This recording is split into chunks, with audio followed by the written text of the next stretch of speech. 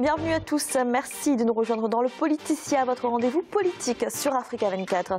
Le Mali sous le choc. Plus de 160 civils ont été tués samedi 23 mars dans un village Peul dans le centre du pays.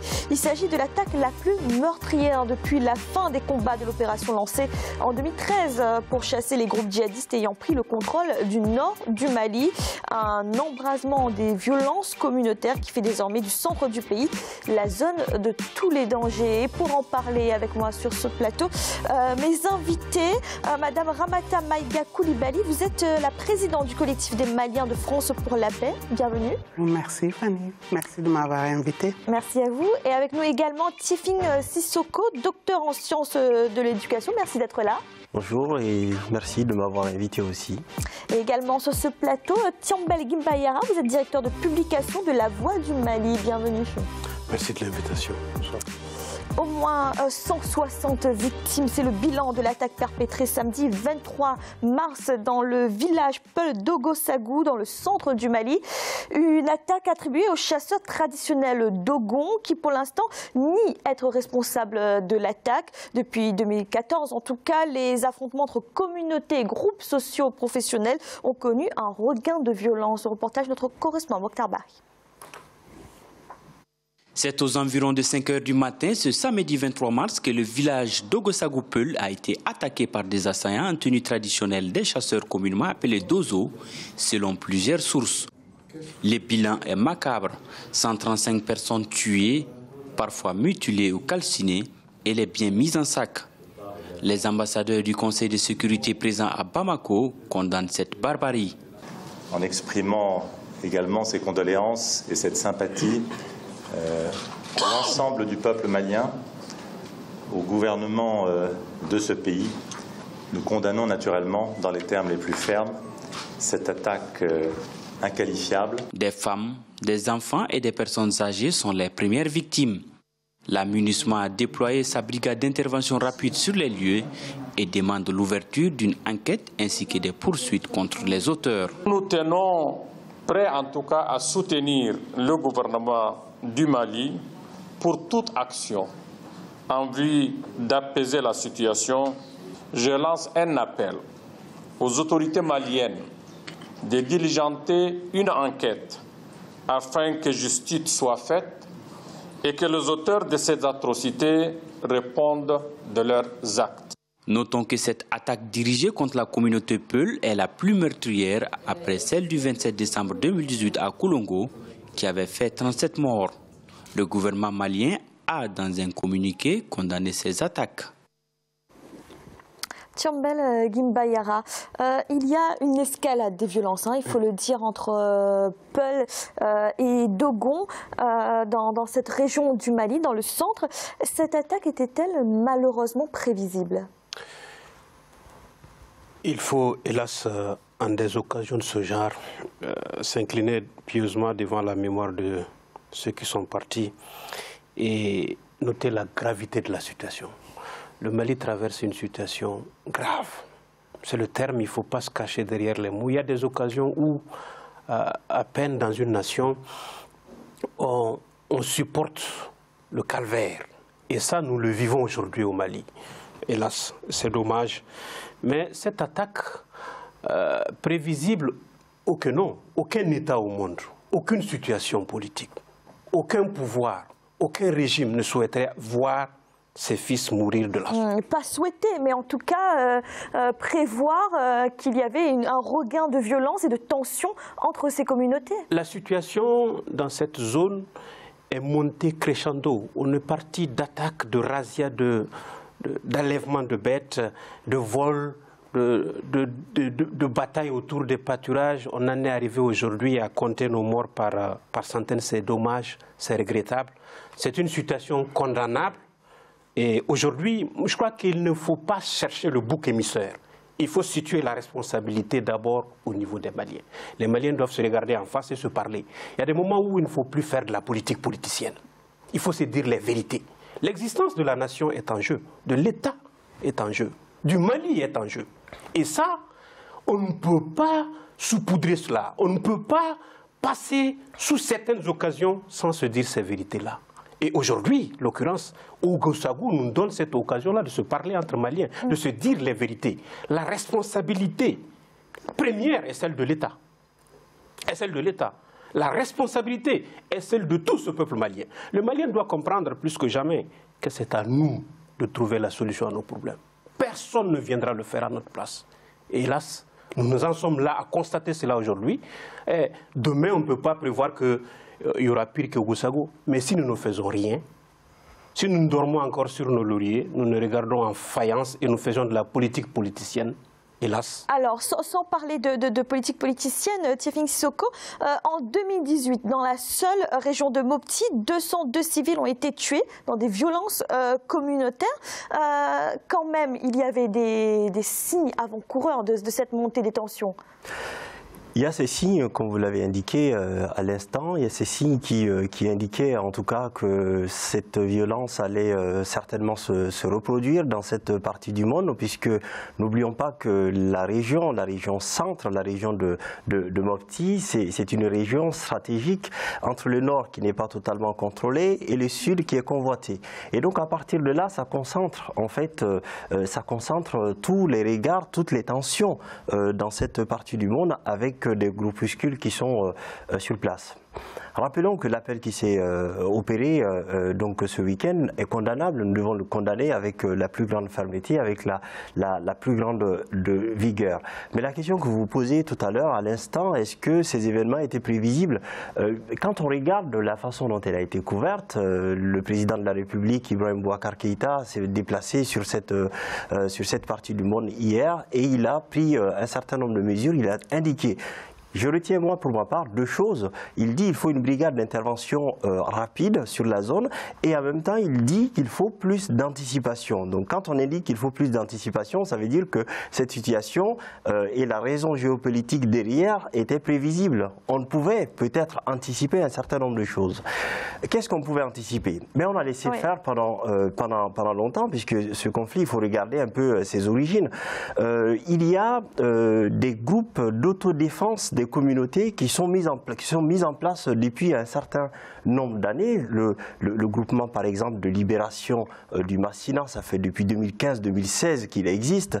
Et puis quand on regarde aussi... des groupes d'autodéfense qui sont mis en place avec la crise qu'a connue le Mali au nord du pays. Donc du coup, on peut aller encore plus loin. Quand on regarde à partir de 2012 à maintenant, il y a plusieurs groupements qui se sont mis en place et qui ont cherché des stratégies d'alliance pour soutenir leurs actions. Et dans ces stratégies d'alliance, à un moment donné, je crois que le pouvoir en place, je crois qu'il faut dire les choses telles qu'elles sont, le pouvoir en place a laissé peut-être aussi les choses se faire, puisqu'à un moment donné, quand on a regardé les conflits dans le nord et que des mouvements, notamment le Gatia, puisqu'il y avait une suspicion de l'idée que le gouvernement a soutenu la mise en place du Gatia, le gouvernement a nié cela. Alors, on aura l'occasion de revenir sur la réponse gouvernementale, notamment en seconde partie. J'aimerais qu'on reste sur ces tensions entre communautés. Ramata Maïga Koulibaly, le peuple dogon, qui pratique notamment l'agriculture, vit depuis des siècles dans les falaises de Bandiagara, dans le centre du pays. Les Peuls sont un groupe ethnique d'éleveurs, majoritairement semi-nomades parfois. Y a-t-il toujours eu une rivalité entre ces deux communautés? Fanny, merci de m'avoir donné la parole. Je souhaiterais présenter les condoléances à la famille de toutes ces personnes disparues et au nom de la diaspora malienne en France, du CMFP et de son Uganda international. C'est assez très douloureux, comme dit Tchombel, et que la nation doit se réunir autour de ce problème sans autant se taire et ne pas dire les vérités. Voilà. Et, la question que vous m'avez posée, c'est ces communautés ont toujours existé ensemble, dans la mesure où je lisais que rien que sur le plateau Dogon, il y a 80 ethnies. Et les 80 ethnies communiquent entre eux en langue Peul. Ça veut bien dire que les Peuls et les Dogons ont toujours cohabité en bonne intelligence. Il y a toujours certainement existé, comme dans tout le Mali, des problèmes de pâturage, des problèmes d'animaux qui rentrent dans les champs des éleveurs. Mais lorsqu'il y avait un État, ce problème est réglé par l'État. Mais au jour d'aujourd'hui, pourquoi la violence a été escaladée? C'est parce que l'État n'existe pas. Il n'y a pas d'État dans ces zones-là. Et la nature ayant horreur du vide, et évidemment, qu'est-ce qui a occupé la place? C'est les groupes armés, tout simplement. Donc voilà, là où on en est au jour d'aujourd'hui, où c'est toute une zone, depuis un certain moment, quand Tchombel nous parle comme quoi il ne faut pas rentrer dans la politique politicienne, je pense qu'ici on n'est pas dans la politique politicienne. Moi je suis de la société civile, je pense que Kefim aussi et lui aussi.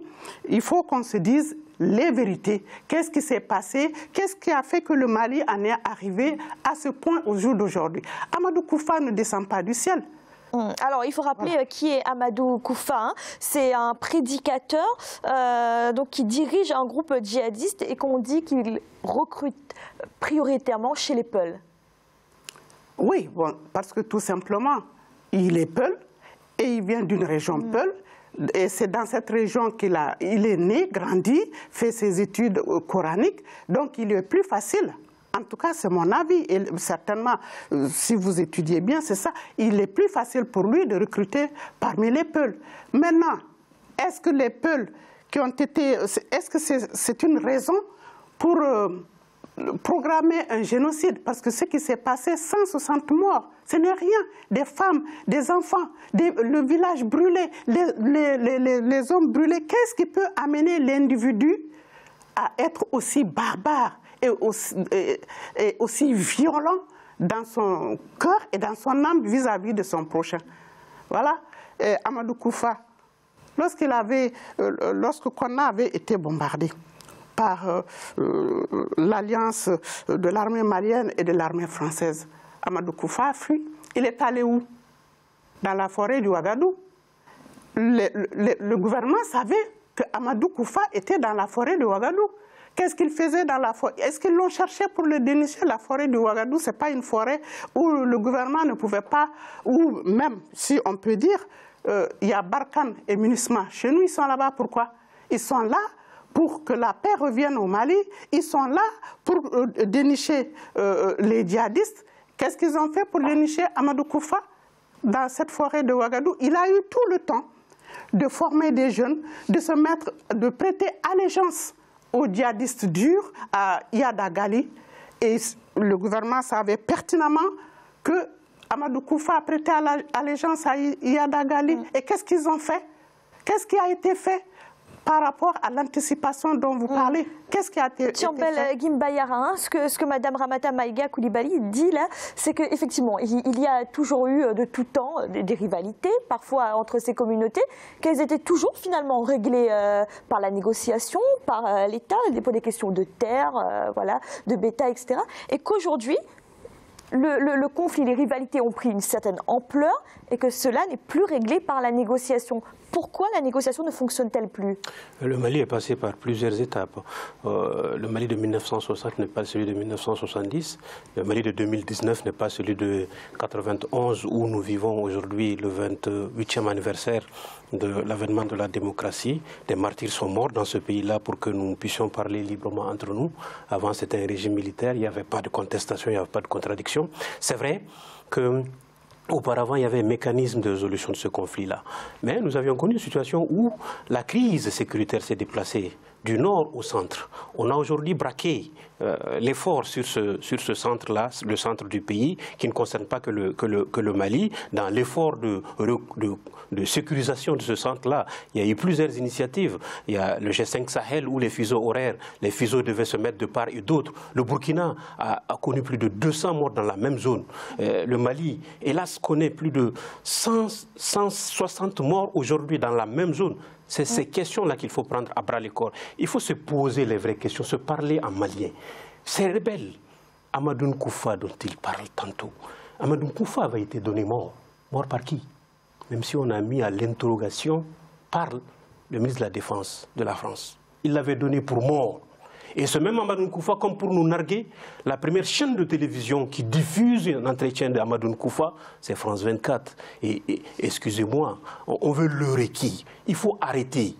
Si la communauté internationale veut, si la France, amie du Mali, veut aider les Mali pour résoudre ce problème, la France doit être franche avec le Mali.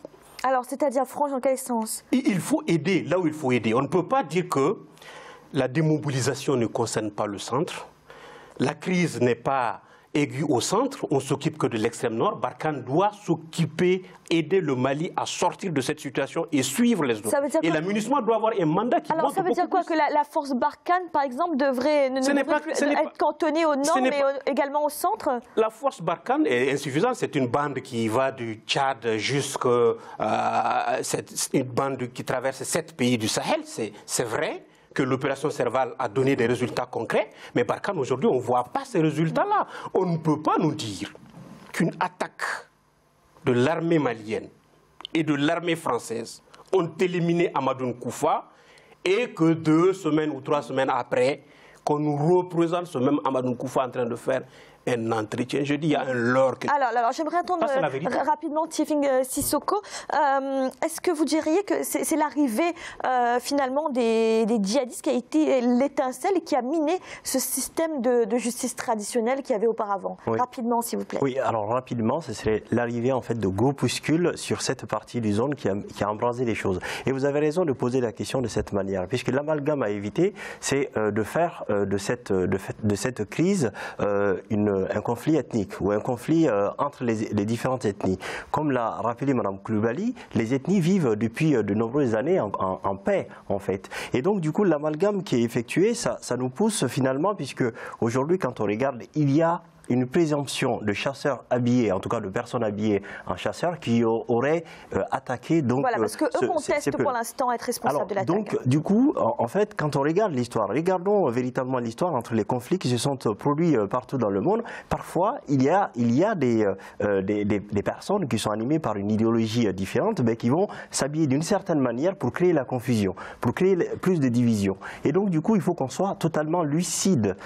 Cette question, elle est vraiment importante, puisque le raccourci qui consiste à faire le lien entre ce conflit et une crise ethnique ou un génocide, je trouve que c'est dangereux. Nous devons l'éviter, nous devons le repousser au maximum possible. Nous aurons l'occasion de continuer à en parler par la suite. Nous avons marqué une courte pause. On se retrouve dans quelques instants pour la deuxième partie du Politicien.